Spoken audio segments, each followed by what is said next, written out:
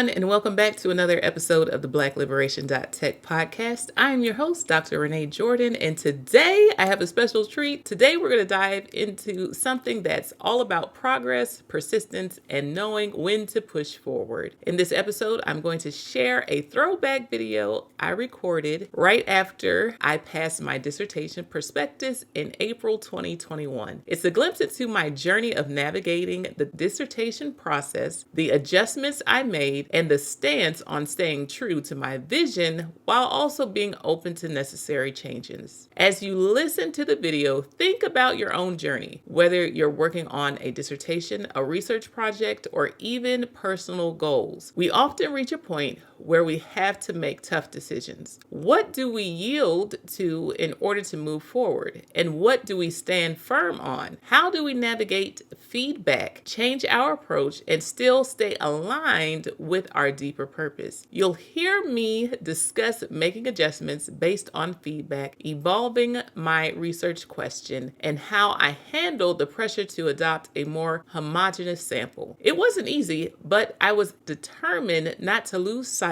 of my goal to explore and highlight the diverse experiences of Latinas and Black women in tech. The episode highlights the importance of flexibility, but also knowing when to say no and stay true to what you believe in. So as you listen to this video, I want you to ask yourself, what do you need to let go of in order to move on up? What's non-negotiable for you? And where can you afford to bend? Let's go ahead and jump into the video, moving on up.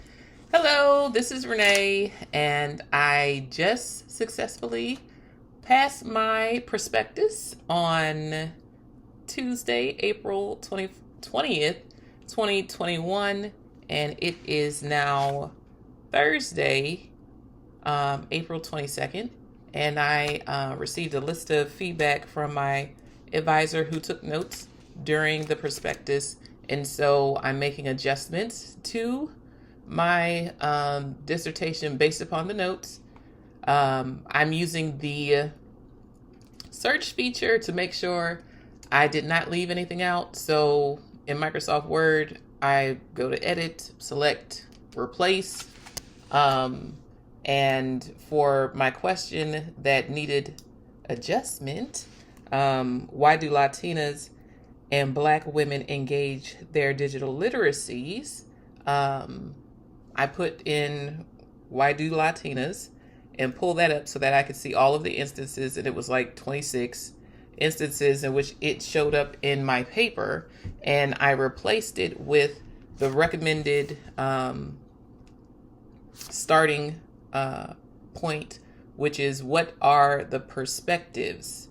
So my new 1.1.1 question is, what are the perspectives of Latinas and Black women on their digital literacies? Now, this question, like all the other questions, may continue to evolve as I collect data, as I reflect on what's happening and consider what the data is actually saying or speaking to me as I work. So I did want to make note of that change.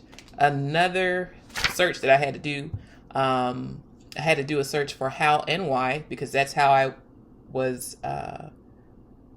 describing the purpose of the study. And so I put in how and why. It came up 23 times.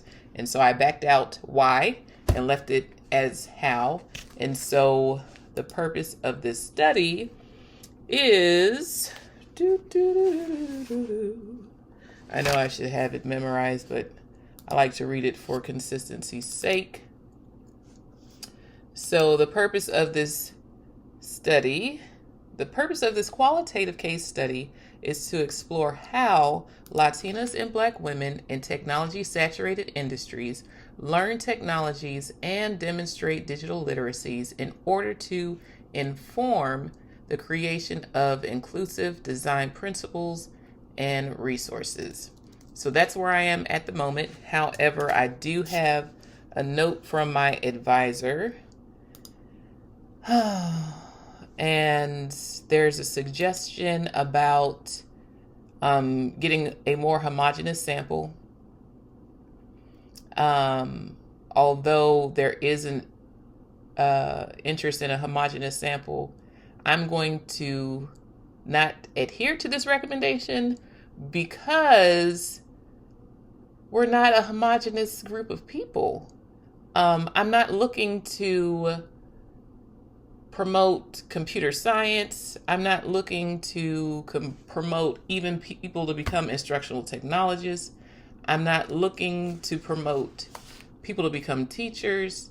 I'm interested in how they learn technologies and demonstrate their digital literacies in order to get a wide range.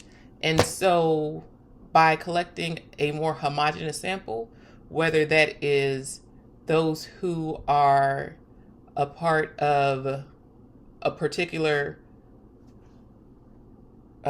group of people, I don't serve a homogeneous group.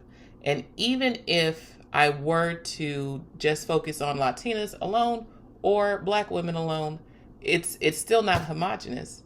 I'm looking for diversity. I'm looking for everyday people who happen to work in technology saturated industries. As COVID-19 has showed, everybody has to be able to pivot.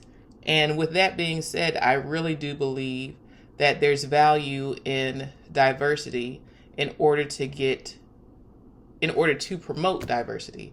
So I'm although it says think about the possibility of a more homogeneous sample, I'm going to say no to that one. As far as other things that are in my notes, I will continue to look at them, but those are the changes that I've made so far in my paper, and one of the notes that I'm going to have to stand by, and that's it. If I were to just say Latinas and Black women and go stand out on a corner and ask for Latinas and Black women, I wouldn't get a homogeneous sample. So that's my stance on that. I saw it, but it didn't resonate as far as what that meant until now. And so I just wanted to make note of that. So these are some of the updates I'm making to my dissertation as I go. I was texting a friend and I encouraged her to blog her journey or vlog her journey. And so I'm going to do the same. That way I can have content to pull from, and we'll see what it all looks like at the end. And perhaps it will help somebody as they work. If nothing else, it helped me. So I hope you enjoyed watching me struggle through this. Not struggle, push. Have a good day. I hope you found that glimpse into my dissertation journey helpful, especially if you're in the midst of your own PhD journey or any challenging project. As you heard, it's all about navigating change, knowing when to pivot and when to hold firm. Just like I shared in the video, the process isn't linear, and sometimes we have to adjust our goals, methodologies, or perspectives to move forward. But it's also important to remember that not everything should be up for negotiation. Sometimes staying true to your values, your vision, and your purpose is the most important thing you can do. As we wrap up, I want to leave you with 3 questions to reflect on. What are some things that you need to yield to in order to move on up? Is there a method or a perspective or a timeline you need to adjust in order to stay on track? What are the non-negotiables in your work or your life? What principles or values are you unwilling to compromise no matter the feedback or challenges? How do you balance the need for flexibility with staying true to your original vision or purpose? In moments of uncertainty, how do you determine when it's time to adjust and when it's time to stand firm? Remember, just like we talked about in the last episode on flexibility, the process of growth and progress is ongoing. Flexibility isn't about about giving up. It's about adapting in ways that still honor your goals and values. So, reflect on these questions as you continue on your journey and take the lessons from today's episode with you into your next steps. Thanks again for listening to another episode of the Black-Liberation.Tech podcast. I'm your host, Dr. Renee Jordan. Please be sure to like, subscribe, and share, rate, and review the podcast to help it become more discoverable. And until next time, take care and keep moving on up. Bye-bye.